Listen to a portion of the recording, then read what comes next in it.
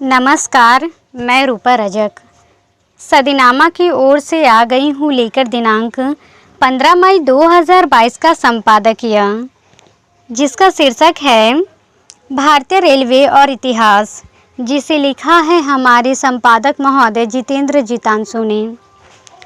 पहले यातायात एवं कच्चे मालों का व्यापार करने में बहुत असुविधा होती थी, परंतु जब से रेल का निर्माण हुआ तब से बहुत सुविधा होने लगी। यातायात के साधन में भी बहुत बढ़ोतरी हुई। रेल निर्माण ने व्यापार के क्षेत्र में एक बहुत महत्वपूर्ण कार्य किया। भारतीय इतिहास में रेल का निर्माण एक महत्वपूर्ण है। और जानते हैं इस संबंध में आगे क्या कहते हैं हमारे संपादक महोदय। यह एक सामान्य बात है कि अंग्रेजी शासन भारत पर उपकार के समान था। यह लिखने वाले भी मौजूद हैं। ऐसा नहीं, अंग्रेजों ने भारतीयों को रेल व्यवस्था दी, डाक व्यवस्था दी, अन्यथा भारतीय इतने गंवार थे जो आदिम युग में जीते रहते। इस लेख के माध्यम से हम इस भ्रम का निराकरण करेंगे। कुछ मूर्ख लोग कहते हैं कि अंग्रेज देश आए तो रेल लाए। उससे भी बड़ी बात कि भारतीय पाठ्य पुस्तकों में इसे अंग्रेजी की एक उपलब्धियों में गिना जाता है। पहले आपको बताना चाहता हूँ कि भारतीय रेल भारत के इतिहास का सबसे बड़ा ब्रिटिश राज का सबसे बड़ा घपला था। ईस्ट इंडिया कंपनी ने अपनी सेना के स्थानांतरण और व्यापारिक सामानों के आवागमन के मद्देनज़र इसका निर्माण कराया था। भारतीय रेल तो घोटाला ही था। जितना खर्च कनाडा, ऑस्ट्रेलिया में 1 मील ट्रैक बनाने में आया था, उसका 2 गुना भारत में लगा।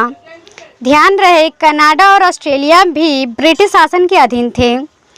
1843 में तत्कालीन गवर्नर जनरल हॉर्डिंग ने अपनी रिपोर्ट में लिखा था, रेल हिंदुस्तान में ब्रिटिश व्यापार, सरकार और सेना और इस देश पर मजबूत पकड़ के लिए सहायक होगी। बाद में डलहौजी ने इसकी पैरवी करते हुए कहा था कि इससे ब्रिटिश उत्पादों को पूरा हिंदुस्तान मिल जाएगा और खनिजों को बंदरगाह तक लाया जा सकेगा, जहां से उन्हें इंग्लैंड भेजा जाएगा। तब ईस्ट इंडिया कंपनी ने इंग्लैंड में निविदाएं जारी करके निवेशकों को इसकी तरफ आकर्षित किया था। लिहाजा इस निर्माण की काफ़ी ऊंची कीमत पर हुआ। एन एरा ऑफ डार्कनेस में शशि थरूर लिखते हैं, ज़्यादा खर्च करने पर ब्रिटिश कंपनियों को ज़्यादा मुनाफा होता। 1850 से 1860 के बीच प्रति मील रेल की पटरी बिछाने की लागत तकरीबन 18,000 पाउंड थी। वहीं अमेरिका में यह आंकड़ा मात्र 2,000 पाउंड था। थरूर इसे तब का सबसे बड़ा घोटाला करार देते हैं। सारा मुनाफा अंग्रेजों का और इसकी भरपाई भारतीय टैक्स देनदारों से हो रही थी। चूँकि गैर ब्रिटिश मानक स्टील इस्तेमाल में नहीं लिया जा सकता था, लिहाजा पटरी से लेकर डिब्बों तक का सब इंग्लैंड से मंगवाया गया। इतिहासकार बिल दुरेट भारतीय रेल का एक और आश्चर्यजनक पहलू खोलते हैं। उनके मुताबिक रेल का मकसद ब्रिटेन की सेना और उसके व्यापार को फ़ायदा पहुंचाना था, पर रेल को ज़्यादा आय अपने तीसरे दर्जे के डिब्बों में हिंदुस्तानियों के सफ़र करने से होती थी, जिनमें आदमी भेड़ बकरियों की तरह ठूस दिए जाते थे। उनके लिए कोई सहूलियतें नहीं दी जाती थी। अंततः रेलों के ज़रिए इंग्लैंड में बनाए गए सामानों की आवाजाही शुरू हो गई।